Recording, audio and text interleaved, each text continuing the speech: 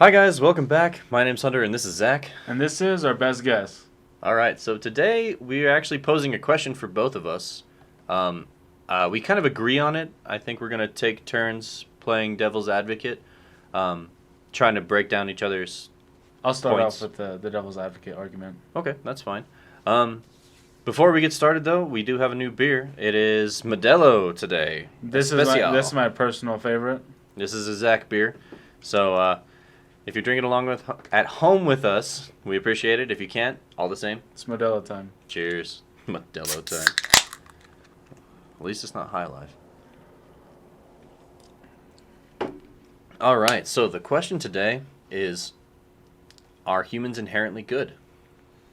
So my argument, I dislike the idea that we assign good and evil to people. Mm-hmm. I think that good is it's a moral argument. It's something that we've created that doesn't really exist. I don't know how to justify morals alongside anything other than a fabrication. And I feel like there is more of a moral good and a moral evil, but we do kind of got to understand human nature first. So first it has to start with the question of, are we inherently good? So like for now, let's just use good in like the Hollywood sense of like the moral just. Yeah, exactly. Or like let's use the evil as just doing bad things, like just doing bad things. Right. And so to play devil's advocate, something I hear a lot is the social constructionist argument of human nature, which is human beings are inherently good when they are born. They're born like perfect. They're born good. And the thing that tends to be several religious arguments as well, I believe. Oh no, that's the opposite. It's the opposite, right? Religion argues that we are not morally good, but in a twist of irony. Yeah, and but for the argument that we are born good, it is said that it's society and it's things like societal greed or things that we are taught in society to value or whatever that leads us to do bad things. So it's a nature versus nurture argument. Basically, you're nurtured into being evil. Right, exactly. To a point, I could understand that. I'm sure there are plenty of people who are nurtured into being evil, but I would argue that humans are born natural. Just as easily as you can be nurtured into being evil, you can be nurtured into being good, as the stereotypes stand, of course. But I guess to pivot into you, where or why would we branch off into goodness? Why do we care? Like what? So I'm going to give my opinion on it, which is, again, I'm more on that perspective of we're born neutral, but even more so than that, I think we are born bad. So it's not necessarily neutral, and when it gets to the good versus the bad, when we're born, I think we're born with animalistic tendencies because we are basically animals.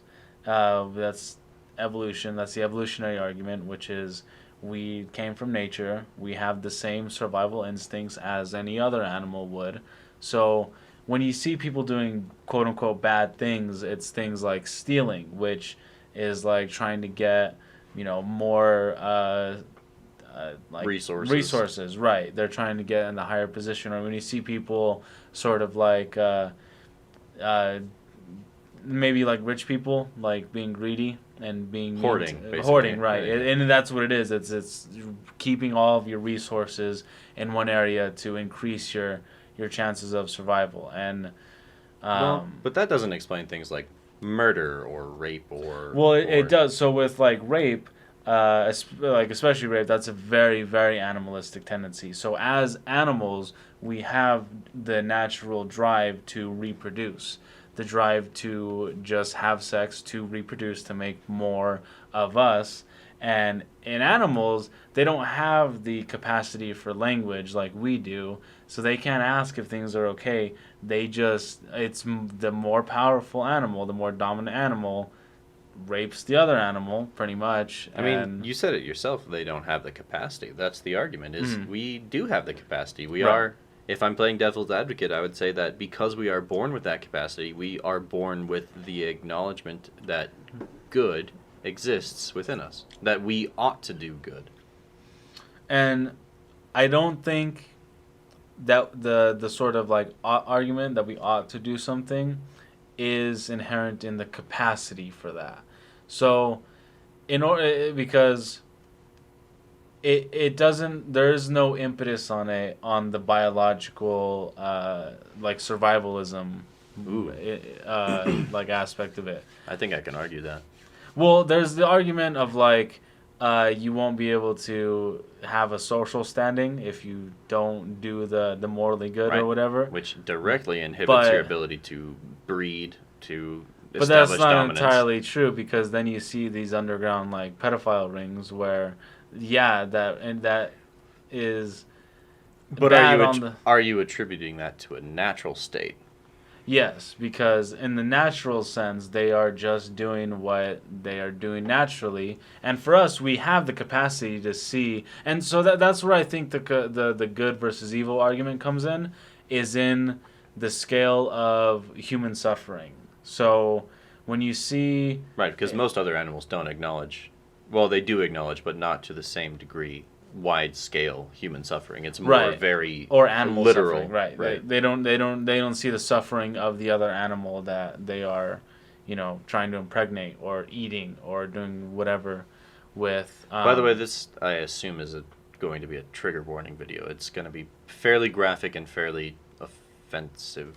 Yeah, just simply because we're talking about the very natures of evil. The very natures of evil, and that can be pretty dark, honestly. It gets pretty dark. Right, and exactly. Should have warned you earlier. That is totally... We'll put it in the description. Yeah, definitely. Jesus. But... Okay, so let me reframe this argument a little bit. Are there people who are born inherently evil?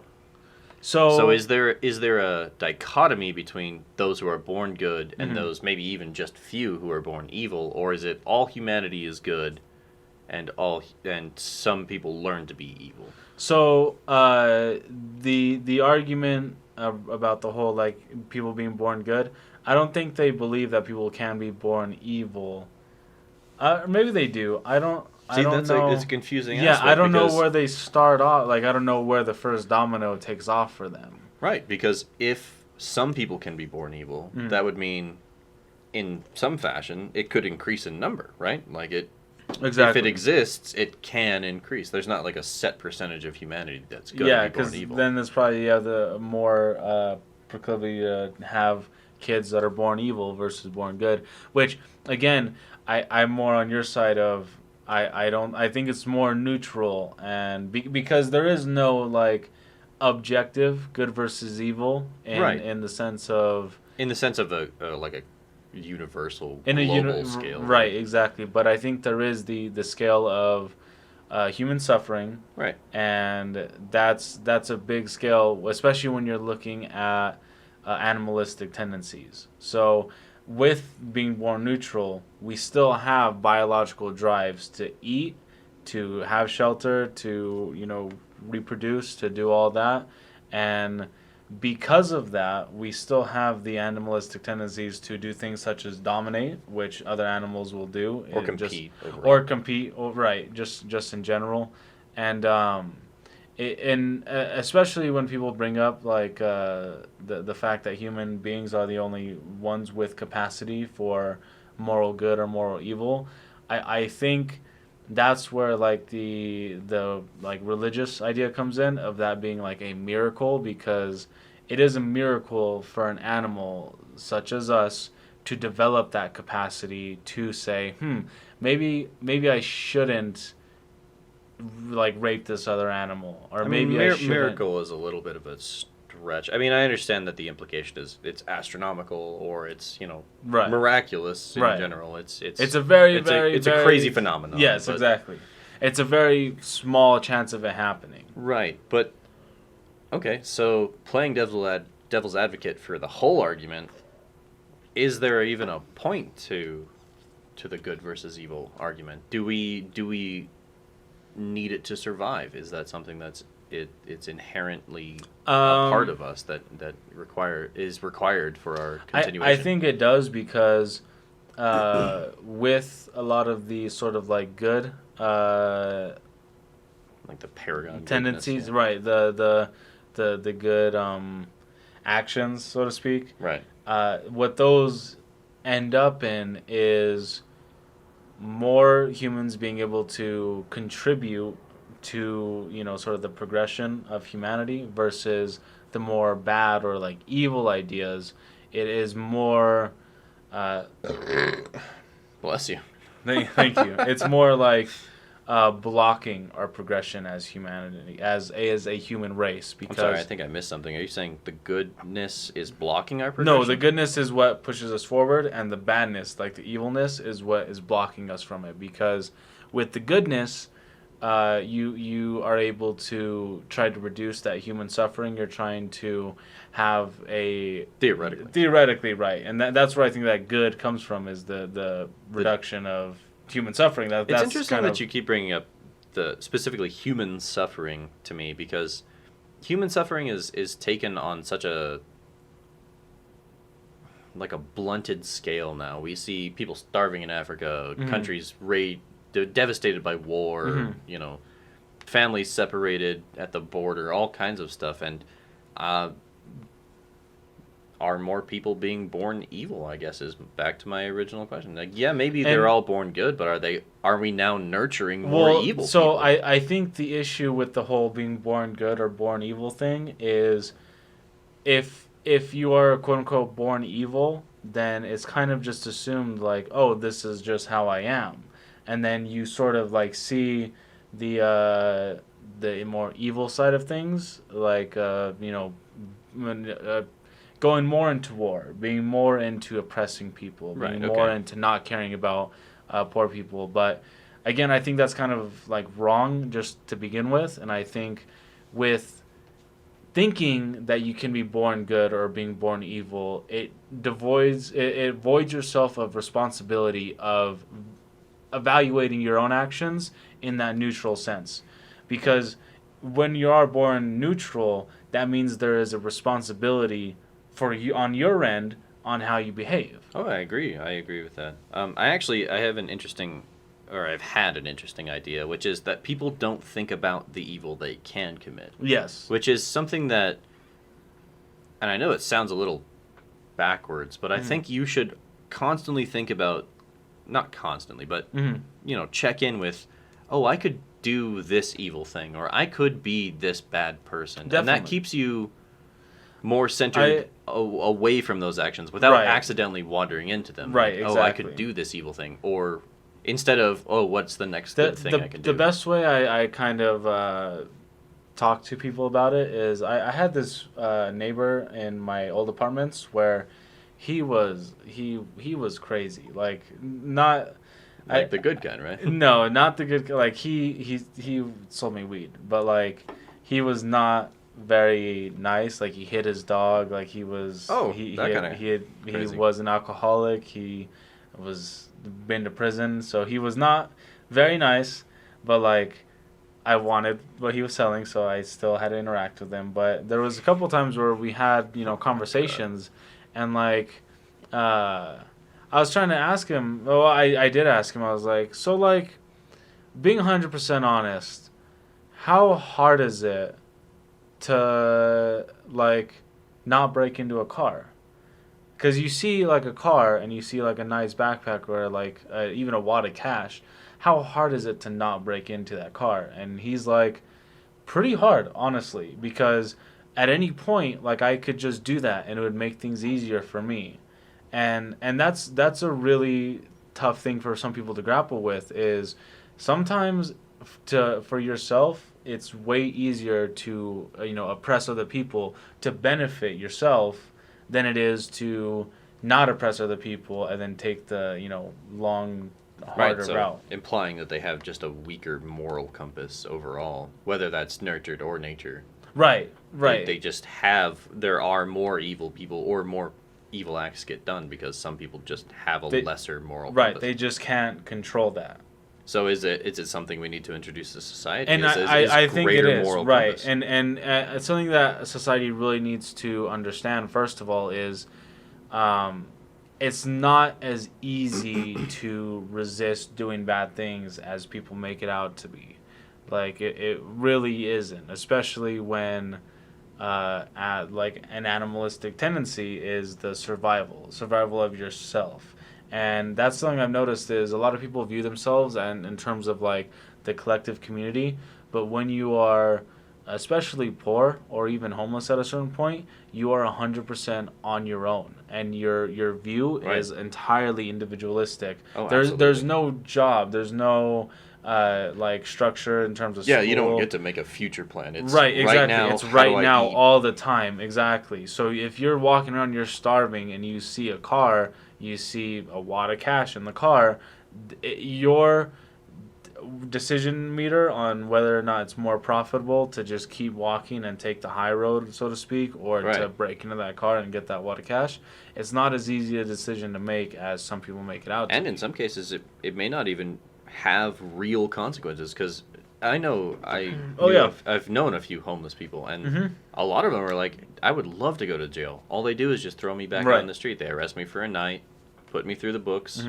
I go back out on the street. Like, I would love to go to jail. Exactly. And, well, only two of the few that I've known. But it's still a mentality. There is some mentality, like, I can do this crime, the only consequence is I get what I want, and that makes it even... Makes it harder, almost impossible. Like, why wouldn't because they? Then it's entirely incentivized through that. And the thing that we have to be able to talk about and teach is like, it's more admirable to take the higher road, because when you got to look at the repercussions of maybe breaking into a car, because maybe that person isn't more well off than you by that much. Like, it's maybe they're just the tier up. They're just the tier up. Like, they're just you, but they have a car, and that wad of cash was literally all they were saving because they can't even afford a bank. Right. So what you just did is you lowered another human's status, which they're not even the problem. No, they didn't attack you. They didn't aggress you. But I would say that if we're going to have a moral standard, we should have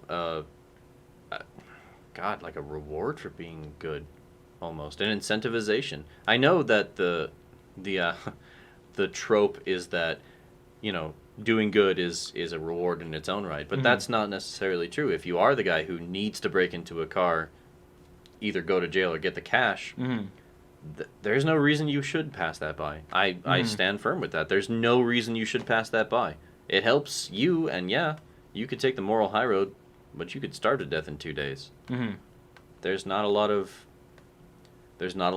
good incentive. There's no reason he should do that. And there are help programs, but a lot of the reason that we don't have... How am I going to phrase this? A lot of the reasons that people are homeless or in difficult situations like that is because we have morally forsaken helping the impoverished, which is ironically one of the more religious ideals that I have, is that we should help the impoverished, because that's deeply ingrained in most religions, and we don't almost at all. I feel like that's not entirely true. Like, I know a lot of the religious community that helps the homeless on like a ground level, where they're like, during Christmas time when it's cold, they will go boil a big pot of soup, can put it into individual containers. But that's not getting people's homes, and it's food for a day. But, like, it's one of those. Continue. I have a thing. And so that's like, and that's an issue. Like, I that's kind of where we have a divide, is like, we're not getting these people homes, but there is homes for them to go to, such as like soup kitchens or like Joy Junction. But part of that they're overfilled. Well, they are overfilled, but also another part of it is you can't be on any sort of substance. You can't be drinking, you can't be doing any drugs. Well, now I have two things. Well, right. So, like, the issue that I have with I think that's silly. I think you probably think that's silly too, right? Yeah, Like, and well, what I think is silly about it is, first, with people like that, where they are in that very desperate situation, there are people who are trying to take the moral high ground, and of course, they yeah, can't. there will always be those. But then there's also people who kind of say like, there's no point in taking the moral high ground. Like, I am in the position that I am in, and I'm going to accept it fully. And then, like you said, like I might, like if there's no repercussion to me breaking in this car, Right. I'm just gonna do it. But does that make them evil? I don't think so. Well, There's real evil in the world. There's murderers and tyrants and rapists, and the homeless dude who's desperate for food, he's not evil. He's just opportunistic, maybe, at the very worst, but I don't think that's inherently evil. Like, most humanity, I view, is good. Is, good on a sense of they won't, attack you, aggress you, hurt you in a fashion. if they it's might not, do it. they might do it if they want your stuff. Right. They might do so it, like, with a disconnect. So maybe like you're starting to get it more into evil because there's because that would then be, okay to so me. Okay, so first off, there's two types of good to me, which is the superficial good, which is what you were talking about earlier. The soup kitchens and donating toys for Christmas and whatnot. Yeah, it is a good thing. I'm not saying it's not. I'm saying it's not enough. It's just superficially good. Like, oh, I gave a... So what's the other good? The other good is actively trying to do and help others. Actively trying to pursue good in its inherent fashion, as in people who are evil, or parallel to people who are evil pursuing their evil pursuits, like murder or rape. I think you're trying to write off the lower class evil of people breaking into someone else's car. Because like I said, you're not breaking into... first off... You don't know. You don't know who you're breaking into. Right, I get that. So no matter what, you're going to be causing human suffering as I guess my point is more... There are people who pursue lesser evil and people who pursue greater evil. Rapists, serial killers. But we don't have a lot of people pursuing the greater good. We have a lot of people pursuing the lesser good, the superficial good, the facade of being good. And that I do agree with you in the sense of when I say that, like, some people just assume that being born when people don't assume that we're born neutral, they don't look at their own actions, so they'll use a superficial thing of like, oh, I do this or I believe in this, so therefore I don't have to look at my individual action on what I do. Right. So maybe like the greater good for that would be looking at how they vote or look at how they structure society, to how that affects all of the homelessness, how that affects everyone, especially with like people who vote for like higher taxes that tax the lowest tax bracket. There's no justification for that, I think. No, there shouldn't be the lowest tax bracket. The lowest tax bracket should be zero. It should be zero. You shouldn't get taxed if you make under even $19,000 a year. Good God. Even like $30,000 a year, I think is like a little bit too much. There's a whole schema that needs to be worked out with that. But mostly what I would say when someone says, "Oh, humans are born inherently good," I would say, well, put one of these inherently good people, almost any of them, into a desperate situation, into starving on the street for 2 weeks.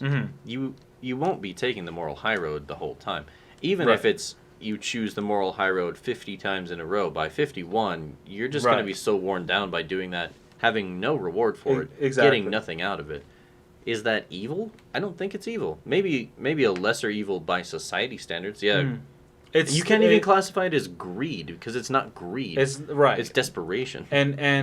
But that's where the whole like good versus bad comes in. Is like that's where I think that's why I think that scale of human suffering and your cause in it is very important, because when you think of like evil, you're trying to rate this lower class like bad action as not evil, which when I think of more evil, I think it's more like let's say that you maybe you weren't in that position of desperation and you still were doing bad decisions. Like robbing cars and whatever. Like robbing cars, right? Like you knew it would cause. So that's maybe where I would start to get into the more like higher evil, is where you know it's going to cause human suffering and you continue to do it without, the need to do it. So Although I don't think the need to do it adds any more or less moral value on that. I think that's irrelevant. I think that's a societal issue. If we have people who need to break into cars for money, then we have a problem. We have a problem we need to address. Right. If we have people who are, criminals for fun or criminals for a career, if you will. There's a like a Jewish like view of things that I like a lot. It was you like when you were harvesting wheat, all of the like leftover droppings and stuff from you harvesting, you weren't supposed to touch that. And that was supposed to be for like the homeless people who would come in at night, and if they wanted whatever you left behind, they'd have to sit there through the dirt and like pick it up, because that's not being greedy on your end, because you're not trying to get every last drop of whatever you have. And for them on the bottom level, they still have to, because there's going to be the ones that don't want to do anything, and then they justify them breaking into cars because they're like, oh well, I have a hard life. But then they're not willing to put in any I'm not work. saying the justification is worth it. If there is an option to get out of those situations, yeah, right. Absolutely, you should take it. So maybe that's where I think like it's the decision to continue your existence despite other options. Right, exactly. Okay, I can appreciate that to a degree. I mean, there are obviously extraneous cases like mental health patients who. So mental health is a little bit different, and the thing about mental health is, I hold this belief that no mentally ill person is inherently evil. They just need help. Right. And the less help you give them, the more evil they can become. So with like really mentally ill people, so there's mental illness that you can treat, and like you can be the way I kind of view it is, human beings are a lot like machines in a sense, where if something, a biological machine. Right, exactly. So if something's broken in there, like it's physically off, that's not really your fault. That, like, if your alignment is off on your car and your car keeps turning to the right, that's not your fault for the one that's driving. It's the car's fault for having that misalignment. So if you have something in your head that's actually messed up, that's not necessarily you as the driver's fault. That's the machine that you're running. I mean, I agree with that. And I assume you were about to touch on the people who are, unhelpable, but that's what I am. Is because there are people who, in my opinion, the people who are unhelpable, or we'll talk about murderous psychopaths, people who are driven to murder other people. Let's say, as a society, we have equal amount of opportunity and responsibility to help them, or detain them, or keep them out of society, as we do to everyone else, to the people who can be helped. Right. And I think I don't even think the murderous psychopath is evil, because they're broken inside. There's something wrong with that human. And are they inherently evil? No. Not unless you believe that being that way is evil, in which case they were born evil. Like, there's a problem with that judgment. So there's kind of like a line that I draw for like levels of help that we can give. So for like the murderous psychopath or whatever, we can. So number one, there is the people who can't help themselves. So if like you're just completely overtaken by you're driven to murder all the time and you can't find a job, you can't do this. If you still haven't murdered someone, then you're still within the rules and boundaries that we have set as a society. But you won't get help for it. Well, so right, and part of the reason, so when you say that you won't get help for it, part of the reason you don't get help for it is because of like Reagan. Reagan withdrew how we used to actually detain anyone who was in public that was crazy and like causing a nuisance, because that's how they're very vocal. And I Generally like speaking. like especially here. I like, mean, not everything is Dexter. Dexter is a very romanticized thing. Dexter's very romanticized. Yeah, we in like New Mexico, like especially downtown, you can see people like that are crazy, and it's And not violent. and violent, and it's not hard to tell who's Who's who. Yeah, who's exactly. Yeah, those So, are the people you cross the street with friends, and Right. they're like, "All right, you stay over there, bud." Yeah, exactly. And you used to detain them, put them into an institute where they would be taken care of on government dime, which for the few amount of things that I agree with government spending on, that's kind of one of the things we need is Oh because yeah, because who's going to pay for it in the public? I mean, we do technically with taxes, but Mhm. reducing that really caused some you societal mean who's issues. going to pay for that in the private? Private, yeah, excuse me. Because, if you can't pay for it in the private unless they have family, unless they pay for it themselves. Actually, and I would actually argue that it would be better to have private mental institutes than private prisons. Oh, definitely. If you had a private mental institute, at least I would understand, they're working with new psychology, they're trying stuff to help these people. yeah, But private with prisons private prisons, like, you don't get any of our those entire benefits. prison system is really messed up. I don't think Which is where the evil people should go, but half Well, of the people in prison I- aren't even inherently evil. I'm here's maybe where I can continue my thought on that. Oh, is- absolutely. So with that whole we're not able to detain them anymore, like people who can't help themselves, to give them a place where we can help them. We have to make that call. We have to say, okay, well, they can't help themselves because obviously they're homeless. They're going to be breaking into their cars. They can't help it. So let's give them a place because as a public, that's kind of It's in the best interest. It's in the best interest for the public. And if I mean, at any point, like you said, or like one of us said, it's kind of they're just broken. They can't control it. So it's not really their fault. But if one of them were to act out on something and then go on to like a murdering spree, it's kind of like a dog who bites and kills your cat. It's you love the dog and you want the dog to continue living, but it killed your cat, and it's too dangerous to keep around. So with the whole like private prisons or like if we're not going to give them a place to be detained, then the only other option is and that is the only other option is to I hate to say put them down. I know I was trying to think of something other to say. Put them too, down. but I was trying to say euthanize too, but even that's bad. harsh. It's very harsh. It's a terrible reality that we've created almost without meaning to. Because I know a lot of people, they sort of downplay that mental issue, those mental issues. Yeah. They say, oh, well, they could get help, or they could do something with their life, or go get a shower and get a job, and whatever. But again, I don't think these people are evil. I think they're broken. There's real evil in the world. There's crime bosses, evil, right? And again, so with the real evil, unlike the people who can't help themselves, we should give them a place. And because then at that point, if they do something bad, it's by accident, and it's a tragedy that we would have to euthanize It's a someone. sad thing. It's a very sad thing. But for the people who cause actual the people who human trade suffering, children, exactly, for that where it's not not their fault in their head, they are just genuinely don't care about human suffering.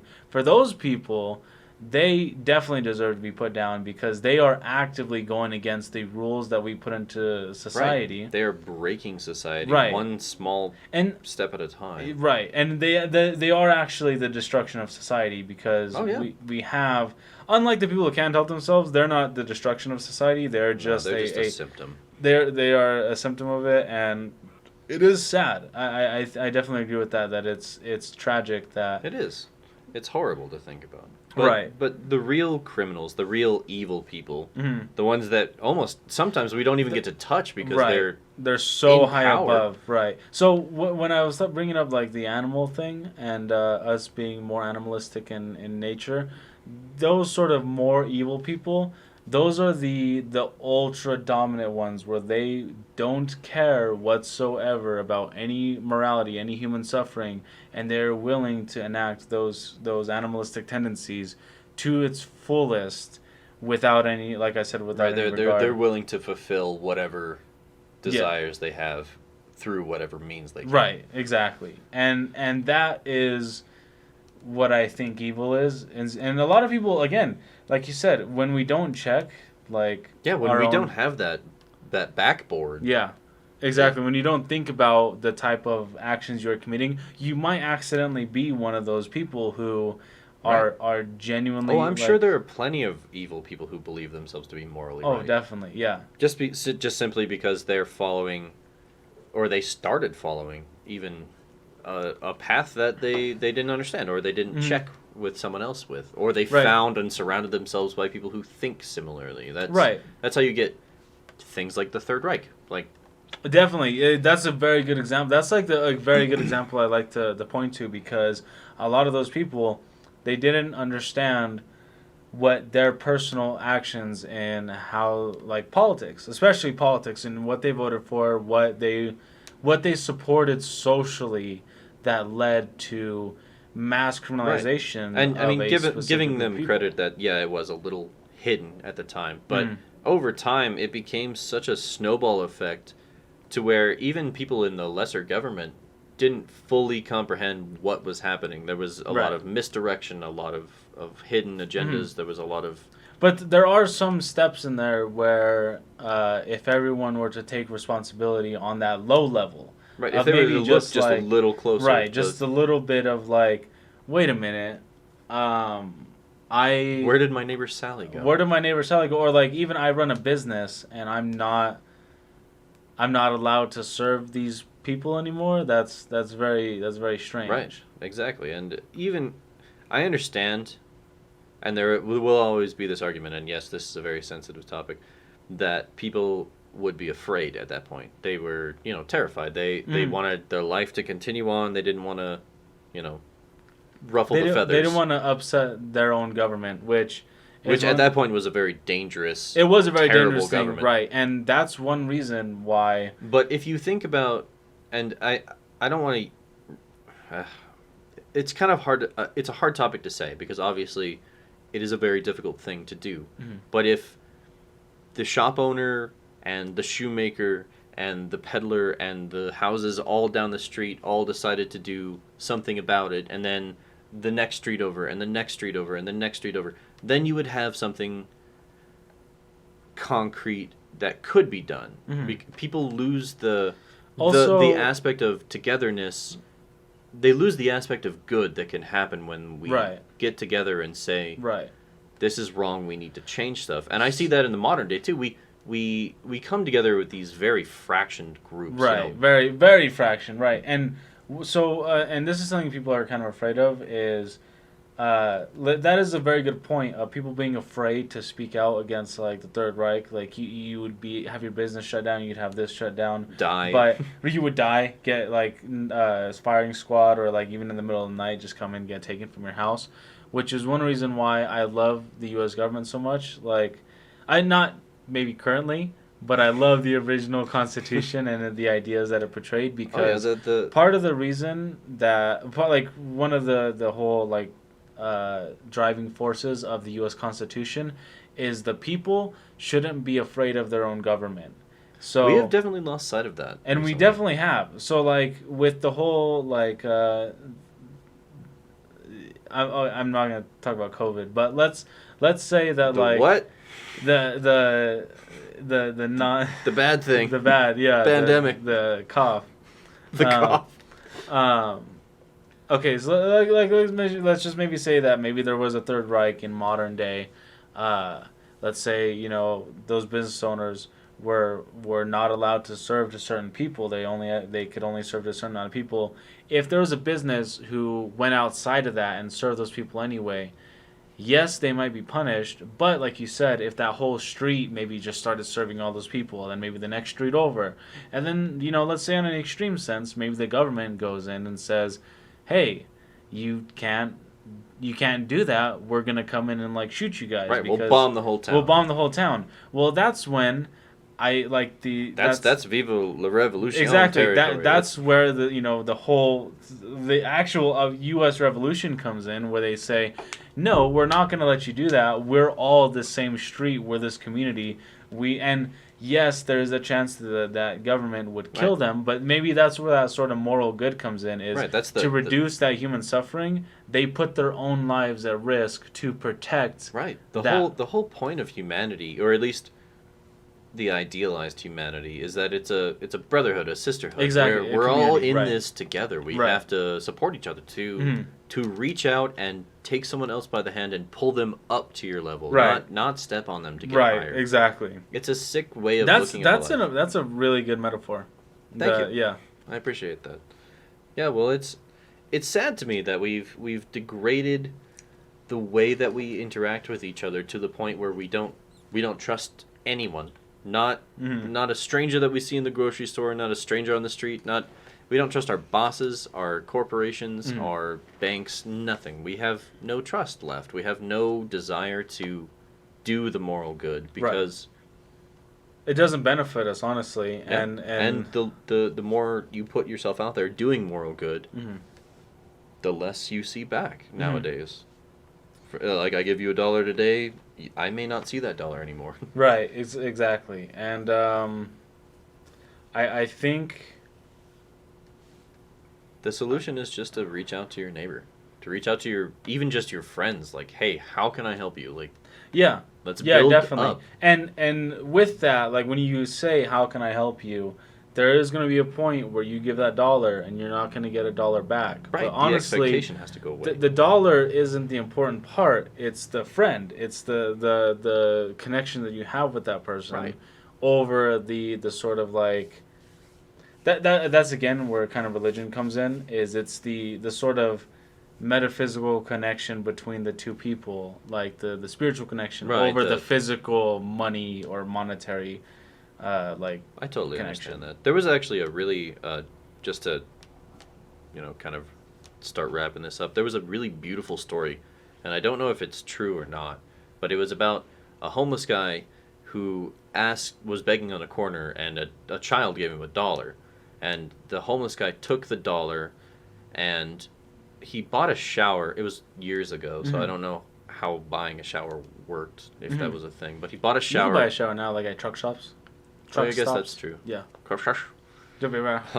he bought a shower. He interviewed for a job, got a job, used the job to buy a house or an apartment or something, a living space. Used the living space to house another person that he had met on the street, and they both together started working and saving money and found the kid again after years and paid him like a large sum of money. I think in the story it was like $1,000 or $10,000, but it was worth more because of the time. Right. But it was an awesome story, and it was detailed in the way that it was like, okay, it made it seem like it could be applied to the real world instead of this fantasy. And I know it's probably fictional to some degree, of course, but that I think is the real goal of doing the moral good. Not that you get the benefit at the very end, but you get to see, your dollar saved two people. Right, exactly. Because even if you didn't get $1,000 at the end, that's still two people that have we're on the streets, that we're suffering, and if you ever been out at night, when it's cold, trying to sleep, that shit sucks. I've slept in a car before, and that sucks. So I couldn't imagine living on the streets. No, it would be miserable, and especially here, the sun. Oh my god, in the summer, you would just cook. I mean, you look at homeless people here, and they're just cooked. They're super tan. Yeah, like you said, literally cooked. Yeah, well, the ironic moral of this episode is that you should do good by your neighbor, by your friends, by everyone you meet. That's the moral good. Are we born that way? No. No, that's why it's hard. Exactly. It's supposed to be hard. You're supposed to go out and do these things because it's the right thing to do. All right. Let's do the review. Sorry guys, forgot about this. Modelo's. I love Modelo's. They're just super drinkable. Like, they're not very bitter at all. They got that not sweetness. Like, I don't know how to. See, I'm not a huge fan of Modelo's. I'm a big Dos Equis guy, but you know, Modelo's are still better than most cervezas, so it's not bad. A little bit of lime, some salt. Yeah, like maybe that like citrusy. Mm-hmm. It's definitely not as bitter as like Dos Equis. No, Dos Equis is very pungent. This is Yeah. much smoother than that pungency Yeah. you get from Dos Equis. Overall, it's not a bad cerveza. It's been a long time since I've had I one. don't see like any bitterness at all. It feels a lot more like No, definitely not bitter. like I don't know what that flavor is. Like it's not sweet. I don't know how to describe it, but it's good. It's Pretty good. I think it's way better than Corona because I haven't had Corona in years either. Who knows? Maybe that'll be our next beer, guys. All right. Thank you so much for watching. Make sure to like, comment, and subscribe below. Ring the bell. Again, we are still working on another platform for audio. Give us a little while. It may take a little bit longer than we thought. I will link our Instagram in the description. Thank you so much for watching. And with that being said, this was our best guess. Later, guys.